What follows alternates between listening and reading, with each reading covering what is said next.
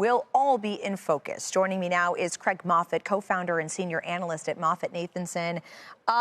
Craig, first of all, maybe we could take a step back and get a sense of what you think the read-through is from the three reporters, the three companies we saw report yesterday, Meta, Microsoft, and Alphabet. What's the read-through from those reports for Apple?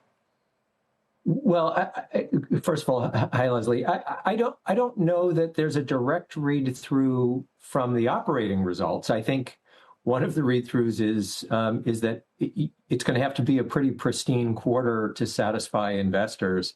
The investors are sort of skittish at the moment, but Apple's in a pretty different category than any of the others, in that it's not really playing this giant AI CapEx game. And so the big questions about the ROI on CapEx that are so important for the bigger company or for the other companies really aren't the ones that are going to move Apple.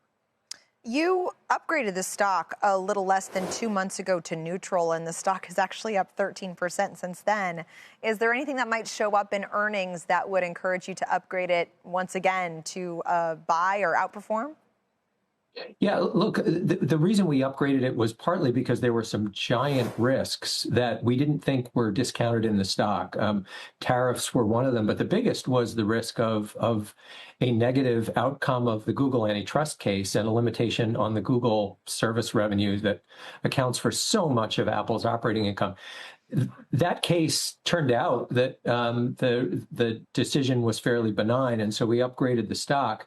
The reason we didn't go all the way to a buy rating was simply valuation. I mean, right now, Apple is enjoying a better than expected cycle on the iPhone, but it's still trading at 41 times trailing earnings. And even if you assume sort of 11% type of growth this year, for earnings, you're still talking about a company that's 35 times with roughly half the growth rate of its closest peers. So it's a tough one to get excited about at these valuations. But look, it's a great company and there are great products, and it's certainly a more stable business than its peers. So I get why there's a willingness to pay up at least to some degree. It looks to us to be still too rich a valuation to think that it's going to be able to compound at anything like the same growth rate as the other tech peers. Yeah, it sounds like the stability comes from the phone side, and that the surprises, whether it's to the upside or downside, will be on the services side. What are you looking for there? And do you think the likelihood is that it's tilted more toward the downside or the upside? Well, yeah, Leslie, there are some risks there. You're exactly right. We're looking for about 12% growth. 12.5% growth. I think consensus is a shade higher than that. But there are some risks, right? I mean, it wasn't just the Google antitrust case that mattered.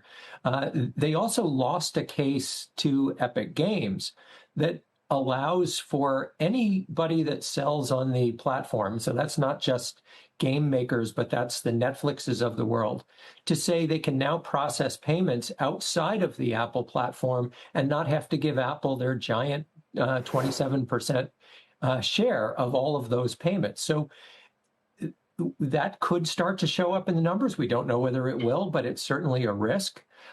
There's also the risk that Eddie Q raised, and this is probably the largest and most important risk, that Eddie Q a couple of months ago, when in the Google antitrust case, noted that search volumes were down. Is there a risk that AI is actually starting to replace some of the traditional search that generates a lot of the revenue that Apple gets from Google?